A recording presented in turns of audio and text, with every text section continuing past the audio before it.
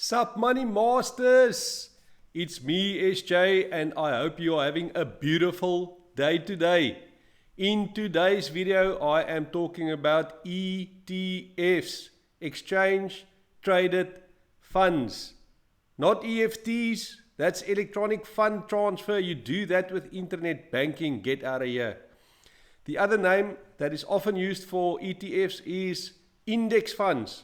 So if you've always wanted to know what an ETF or index fund is, let's rock and roll.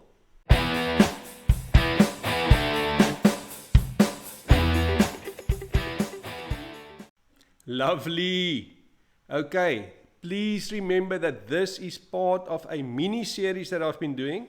We have already covered in the previous 3 videos what is a stock, what is a stock exchange, and what is a stock market index. Those 3 videos, if you've watched them, will help you today because I'm going to use a lot of the terminology that we've learned to explain ETFs. So this should be a relatively short video unless you don't understand that terminology, and then I would highly recommend that you watch the previous 3 videos first. But let's get into exchange traded funds, ETFs. What is an ETF? It's a stock or share, remember, stock and share, same thing, different name, that trades on a stock exchange. I did warn you, you need to know the terminology of the previous 3 videos. But let's get back to this. Okay, you buy one thing, that ETF, you buy that, but you get exposure to a lot of other stuff. What does that mean? I'm going to use an example of a company that is listed on a stock exchange to give you an example of what I mean. You buy one thing, but you get exposure to a lot of other things. So the example I'm going to use is PepsiCo or Pepsi. The price closed recently at $171.93 in the US. And what do I mean by you buy Pepsi and you get exposure to a lot of stuff? I'm going to bring back quickly my good friend, internationally recognized actor, Kevin. Yes, Kevin, baby. So remember I said this, Kevin, is a company. It is made up of blocks, in this case Lego blocks. In the case of a company, shares in the company. And those shares trade on the stock exchange. And then I said you buy that and therefore you own a piece of the company. But remember I said inside the company produces goods and services. So let's have a look at Pepsi. If you buy one share in Pepsi, you own that company, but you have exposure to all Pepsi's fizzy drinks, Lay's chips, Gatorade, Doritos, and 19 other well-known brands. So for buying the Pepsi company, you get all of that. How does that relate to an ETF? I am going to focus today specifically on a specific type of ETF that is connected to the S&P 500 stock market index or S&P 500 index. I'm just going to go S&P 500. Then you know I'm talking about the index. So what I'm talking about is you can now on the stock exchange buy one of these blocks in an ETF. So you own, if you buy one of these blocks, you own that block. It's registered in your name. But in this case, I'll fix Kevin later again. What happens inside the ETF, instead of Pepsi, Lay's and Gatorade, inside this ETF, you find the top 500 companies in the US contained in the S&P 500 index. So that is really what an ETF or index fund is. You buy it like a stock, buy and sell it like a stock on the stock exchange, but the underlying, the exposure when you buy that is to the stocks that make up that index that you bought. And because everything in the ETF is exposed to the stocks in that index, the price performance of your ETF is almost exactly the same as the performance of the index. So what does it mean? It means that instead of you having to go and buy every single stock in the index, you can buy an ETF, get exposure to all the stocks in that index and get a similar return to that index. Now, does that make sense to us? Is it valuable? Is it beneficial to us as savers and investors? I'm going to give you a quick example. Remember, I already said I'm focusing on the S&P 500 today. So let's have a look what type of investment you have to be able to make if you are going to buy some, not even all, some of the stocks in the S&P 500. So if you only bought the top 5 stocks, so what does that mean? Top 5 means the biggest 5 stocks in that index. How is that determined? The biggest 5 by market cap. Go and check out the previous videos if you don't know. Okay, so the top 5 stocks in the S&P 500. Apple, Microsoft, Amazon, Berkshire Hathaway, and Alphabet, previously known as Google. Now, if you bought 100 shares of each of these companies at the recent price, this is just the closing price recently, so 100 Apple shares at $141.86, you'd need to have $14,186 to buy those Apple shares. We can continue down the list.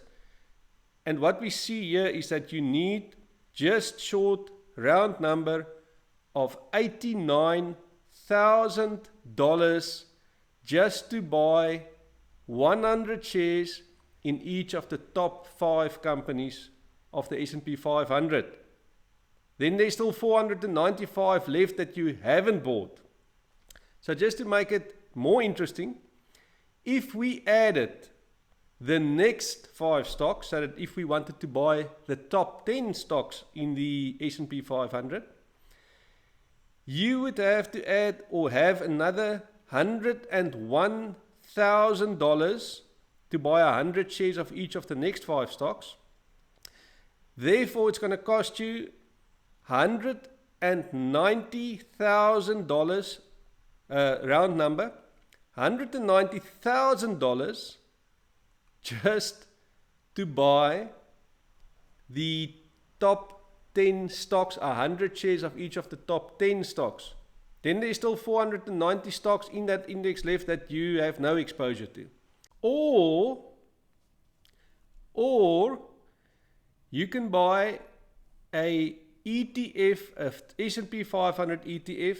If you buy 100 of this specific one, the SPY, not related to James Bond or Ethan Hawke or Jack Reacher or somebody.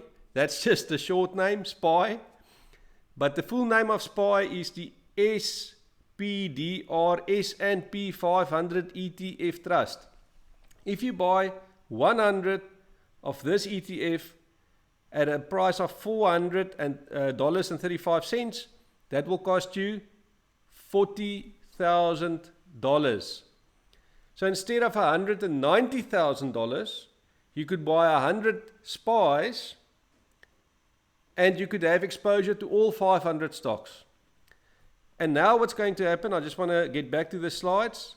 This price, that price there, remember that I said what you get is inside of this company or ETF, they own and buy the 500 stocks in the S&P 500, and therefore this share price of $400.35 is going to move up and down almost directly correlated. So what does that mean? Almost directly linked to how the index level changes.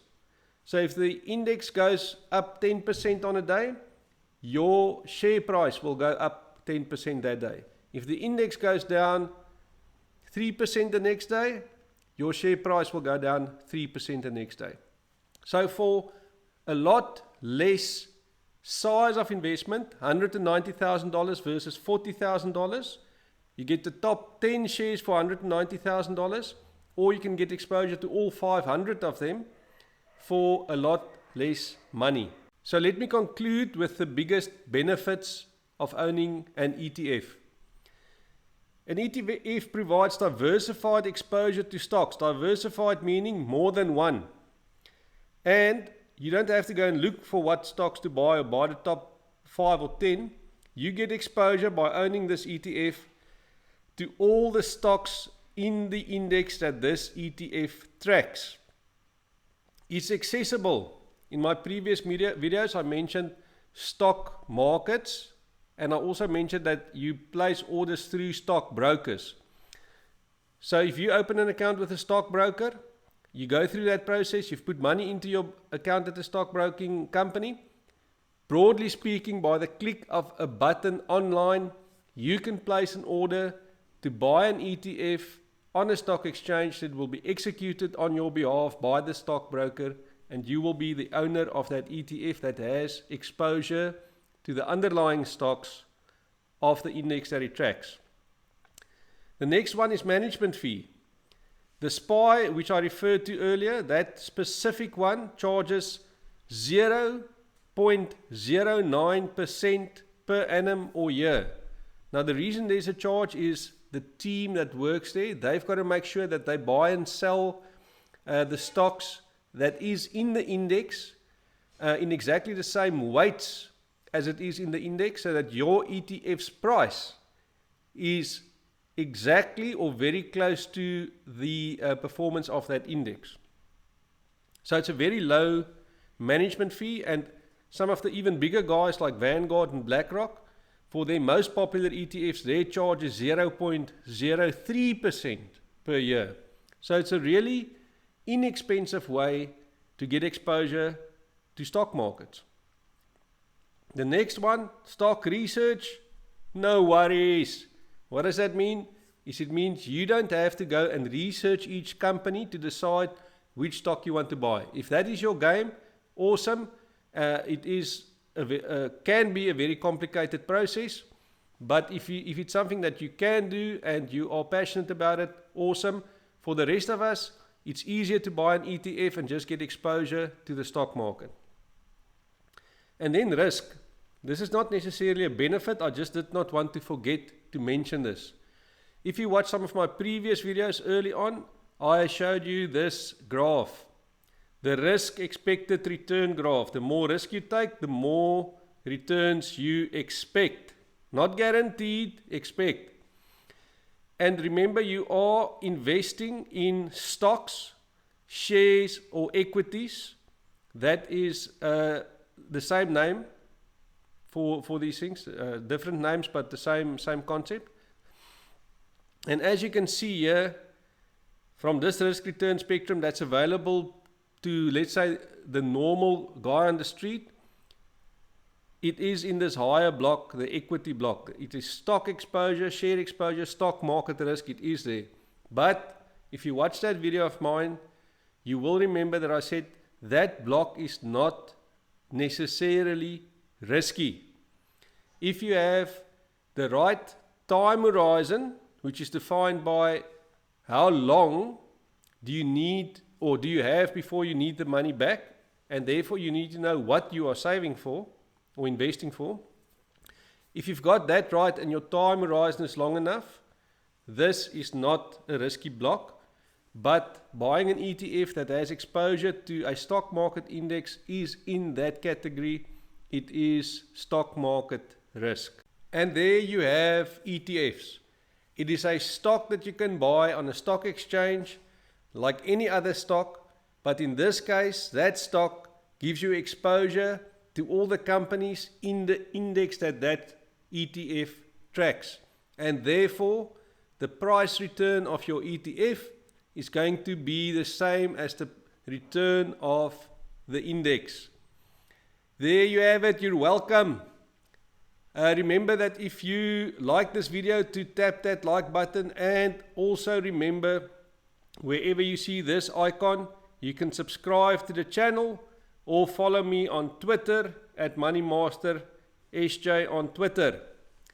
Great. In the next video, I am going to discuss mutual funds or unit trusts. Shares, stocks, same thing, different names.